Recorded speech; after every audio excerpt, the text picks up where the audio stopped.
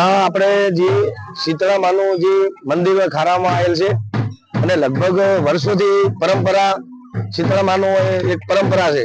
એટલે ભાભર તાલુકાની ભાભર શહેરની 18 કુંભ ત્યાં હોય દર્શન માટે આવે છે. એટલે મારી એક સરકારને પણ રજૂઆત છે.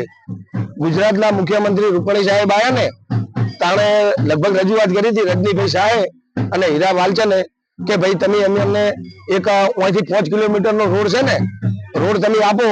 તો રોડ હજુ આપવામાં આવ્યો નથી. અમે ધારાસભ્યને રજૂઆત કરેલ છે, સંસદ સભ્યને પણ રજૂઆત કરેલ છે. અમે વારંવાર આ રજૂઆત કરવાનો અમારો એક હેતુ શું છે કે કારણ કે અહીંથી હાઈવે માંથી નાની જે ટ્રાફિક થાય છે તો ત્યાં એક્સિડન્ટ નો ભય રહે છે. અને જો મને આ શોર્ટ રોડ આપશે ને હોય 5 કિલોમીટર નો રોડ છે અહીંથી આપણે કુવાડા થી દેરાસર છે એટલે હવે ખારા ગામમાં જે શીતળામાના મંદિરે કે કોઈ આબુ હોય ને તો ખેડૂતોને આબુ હોય તો સહેલું પડે છે. અમે સંસદ સભ્યને વાત કરેલ છે, ધારાસભ્યને વાત કરેલ છે, પણ આજ સુધી અમારો રોડ હજી 5 કિલોમીટર નો રોડ છે.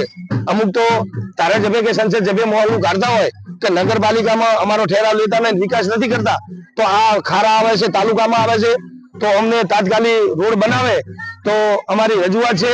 અને સરપંચ સાહેબ જાગૃત સરપંચ સાહેબ છે કારણ કે અશોકભાઈ એમની વારંવાર લેટરો લખે છે, કલેક્ટરને લખે, પ્રાંતને લખે, મામલતદાર સાહેબને લખે, ધારાસભ્યને લખે, સંસદ સભ્યને લખે.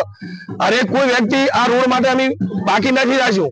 અને આ રોડમાં કોઈ સરપંચ સાહેબનો કે મારો કે આ વ્યક્તિ ઉભા એનો કોઈ સવાલ જ નથી. કારણ કે અમને 5 કિલોમીટર આ રોડ આપે ને તો અમારે એક ખારાની જે મત વિસ્તાર છે, આજુબાજુ ખેતરવાળા છે એમને ખોલ્યું છે.